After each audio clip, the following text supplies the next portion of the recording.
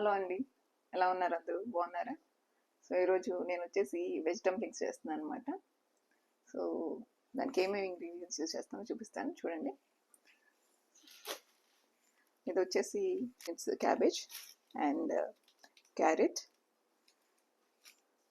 Mushrooms and spring onion and garlic. ఇదొచ్చేసి dumpling skin అనమాట. Readymade dumpling skin ఉంది, అది యూజ్ చేస్తున్నాను. అండ్ ఇది వచ్చి sesame oil and vinegar, soya sauce. Okay, so ఇట్లా సింపుల్గా చేస్తున్నాను ఉన్న ఇంగ్రీడియంట్స్తో. సో ఎలా చేస్తాను ఏంటనేది చూద్దాం. ఫస్ట్ వెజిటబుల్స్ వాష్ చేసుకొని దాన్ని చిన్న చిన్నగా చాప్ చేసుకోబోతున్నాను. సో వెజిటబుల్స్ వాష్ చేసుకున్నానండి. సో ఇలా పలుచగా ఉందన్నమాట స్కిన్ ఒకటి.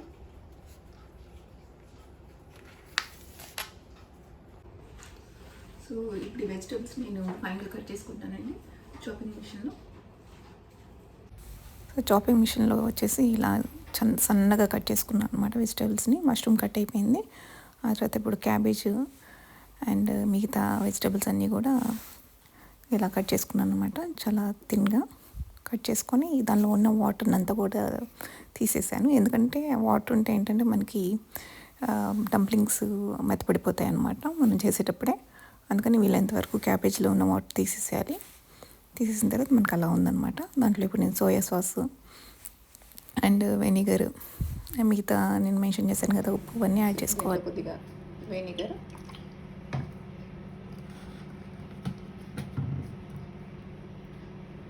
ఒక స్పూను సోయా సాస్ అండ్ ఒక 2 స్పూన్స్ సెసమే ఆయిల్. ఆయిల్ అంటే మన నువ్వుల నూనె 2 స్పూన్లు అండ్ కొద్దిగా సాల్ట్, కొద్దిగా గరం మసాలా,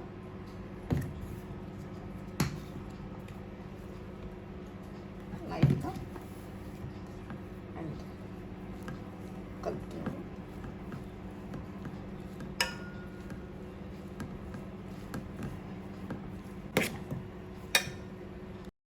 సో ఇప్పుడు కొద్దిగా వాటర్ తీసుకోవాలండి, ఒక బౌల్లో పక్కన పెట్టుకోవాలి. ఆ తర్వాత ఇప్పుడు డంప్లింగ్ స్కిన్ ఒక్కొక్కటి తీసుకొని ఒక సైడ్ అంతా తడుపుకొని ఒక స్పూన్తో మనం ఫిల్ చేసుకోవాలండి. కొద్దిగా మరీ ఫుల్గా ఫిల్ చేసుకుంటే మనకి ఒత్తుకోవడానికి రాదనమాట. సో ఇప్పుడు దాన్ని అలా మడుస్తూ ఉండాలన్నమాట. చేత్తో అలా ఒక సైడ్ మడిచి తడి చేసిన దాంతో అలా మడత పెట్టినట్టుగా ఫోల్డ్ చేయాలన్నమాట. చూస్తున్నారు కదా ఎలా ఫోల్డ్ చేస్తున్నాను, అలా కుర్చీలు పెట్టినట్టుగా మడవాలి. సో అలా మడవటం వల్ల ఏంటంటే మనకి ఆ స్టిక్ అవుతుంది, కరెక్ట్గా షేప్ కూడా వస్తుంది అనమాట. That's how we do it. చూసారు కదా ఎలా వచ్చిందో. అంత పర్ఫెక్ట్గా రాలేదు కాబట్టి బట్ స్టిల్ ఓకే. సో అలా నేను మొత్తం ఒక 20 దాకా చేశానండి అరౌండ్.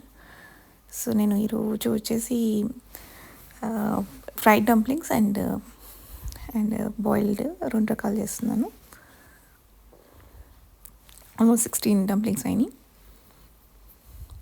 ఇప్పుడు ఫస్ట్ నేను ఫ్రైడ్ డంప్లింగ్స్ చేస్తున్నాను. కొద్దిగా ఆయిల్ వేస్తున్నాను అనమాట దీనికి ఫస్ట్, ఎందుకంటే పెనానికి అంటుకోకుండా ఉంటాను అనమాట. ఒక 4 స్పూన్లు ఆయిల్ వేసేసి స్ప్రెడ్ చేసేసాను. స్ప్రెడ్ చేసి కొద్దిగా హీట్ అయిన తర్వాత, ఆయిల్ హీట్ అయిన తర్వాత మొత్తం పరిచేయాలన్నమాట. మనం ఏంటనుకుంటున్నాము అని పట్టేంత, ప్యాన్లో పట్టేంత డంప్లింగ్స్ పరుచుకొని అది కొద్దిగా అయిన తర్వాత దాన్ని ఫ్లిప్ చేసుకోవాలి.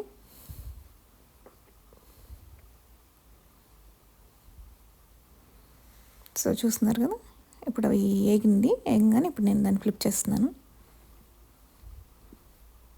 అంతే. ఇంకా అది బాగానే ఏగినాయండి.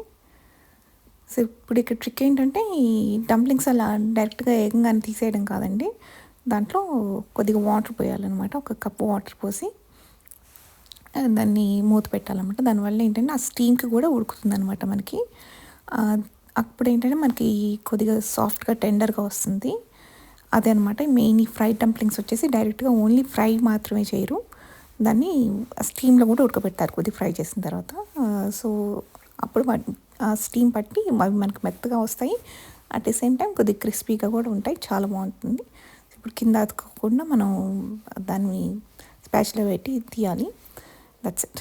అండ్ ఇప్పుడు నేను సర్వ్ చేసేస్తున్నాను ప్లేట్లోకి, డిష్ అవుట్ చేసేస్తున్నాను. సో అదండి ఫ్రైడ్ డంప్లింగ్స్. ఇది అయిపోయింది కదా. ఇప్పుడు అదే ప్యాన్లో వచ్చేసి నేను కొన్ని వాటర్ తీసుకున్నాను, ఒక 4-5 కప్స్ వాటర్ తీసుకొని దాంట్లో ఉడుకుతున్నప్పుడు, బాయిల్ అవుతున్నప్పుడు నీళ్ళు ఈ మిగతా ఉన్న డంప్లింగ్స్ నేను వేసేస్తున్నానండి. సో అవి కొద్దిగా ఉడికి తేలిన తర్వాత వాటిని తీసేస్తాను, అంతేనండి. అవి ఉడికి నేను ఎలా తెలుస్తుందంటే అవి తేలినప్పుడు ఇంకంతే అండి, అది అయిపోయినట్టు మనకి. అది నేను కొద్దిసేపు మూత పెట్టి ఒక 2 minutes ఉంచి ఇంకా అవి పైకి వచ్చేసినాయి అని తెలియగానే నేను తీసేస్తాను. దట్స్ ఇట్ అనమాట మనకి. సో ఈరోజు నేను 2 types ఆఫ్ డంప్లింగ్స్ చేశాను, ఒకటి బాయిల్డ్, ఒకటి ఫ్రైడ్. సో రెండిటికి వచ్చేసి నేను సాస్ చేశాను ఏంటంటే సోయా సాస్ విత్ వెనిగర్. ఒకటి వచ్చేసి ఫ్రైడ్ డంప్లింగ్, ఇంకోటి వచ్చేసి బాయిల్డ్ డంప్లింగ్ అనమాట. రెండు చూడటానికి చాలా టెంప్టింగ్ ఉన్నాయి. ఫస్ట్ వచ్చేసి నేను ఫ్రైడ్ డంప్లింగ్ ట్రై చెప్తాను అండ్ ఫీడ్బ్యాక్ ఎలా ఉందో చెప్తాను. నా డంప్లింగ్స్కి నేను చేసిన డంప్లింగ్స్ నేనే ఫీడ్బ్యాక్ ఇస్తాను. ఓకే. అండ్ సాస్ వచ్చేసి మీకు చెప్పాను కదా, and sesame oil with soya sauce చేసింది. So good. ఇంత బాగా చేస్తాను నాకే తెలియదు చైనీస్ ఫుడ్.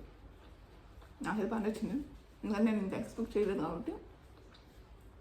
నా ఎక్స్పెక్టేషన్ కంటే బాగా వచ్చింది కాబట్టి నాకు నచ్చింది. యాక్చువల్గా రియల్గా బాగుంది, ఆ ఫ్లేవర్ తెలుస్తుంది. గార్లిక్ అండ్ ఆ వెజిటేబుల్స్ అన్నీ కలిపింది, ఎస్పెషల్లీ మష్రూమ్ అంతా బాయిల్ అయింది. వితౌట్ సాస్ కూడా చాలా బాగుంది.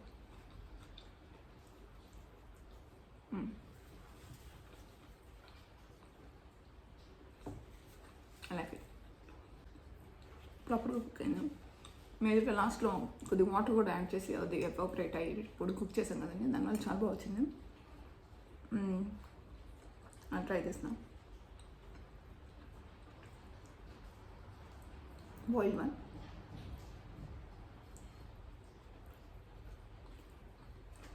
నైస్, చాలా సాఫ్ట్గా ఉంది. నేను ఏంటంటే ఆయిల్ లేకుండా హెల్దీ అనమాట ఇది, అది ఇంకా టేస్టీగా ఉంది. కానీ నేను టేస్ట్ విషయానికి వెళ్తే నేను అది ప్రిఫర్ చేస్తాను. హెల్దీగా తినాలంటే ఇది ప్రిఫర్ చేస్తాను. అది బోత్ ఆర్ వెరీ నైస్, ఎందుకంటే రెండు కూడా వెజిటేరియన్, లెస్ ఆయిల్తో చేసినవి కూడా కదా. సో ఎస్పెషలీ మన ఇంట్లో చేసుకున్నవి చైనీస్ ఫుడ్ తినాలనిపిస్తే ఇంట్లో చేసుకోవాలి, ఫుడ్ టైప్ చేసుకునేది అనమాట. సో ఈ పర్టికులర్ వీడియో కనుక మీకు నచ్చినట్టయితే లైక్ ఇవ్వడం మాత్రం మర్చిపోవద్దు. అలాగే నేను ఇలా చైనీస్ ఫుడ్ ఇంకా ట్రై చేసి చాలి అని మీరు అనుకుంటే కనుక, దట్స్ మీకు నచ్చితే కనుక అలాంటి రెసిపీస్ నేను చూపించాలనుకుంటే ఎక్స్ప్లోర్ చేసి మన టైప్లో ప్లీజ్ అది కామెంట్ సెక్షన్లో మెన్షన్ చేయండి. దట్ నాకు ఒక ఐడియా వస్తుంది, దెన్ నేను ఎక్స్ప్లోర్ చేసి దాన్ని బట్టి నేను కుక్ చేసి చూపించడానికి ట్రై చేస్తాను. ఓకే అండి. అండ్ మర్చిపోకుండా నా ఛానల్కి ఇంకా సబ్స్క్రైబ్ చేసుకోకపోతే తప్పకుండా సబ్స్క్రైబ్ చేసుకోండి. See you soon. బాయ్.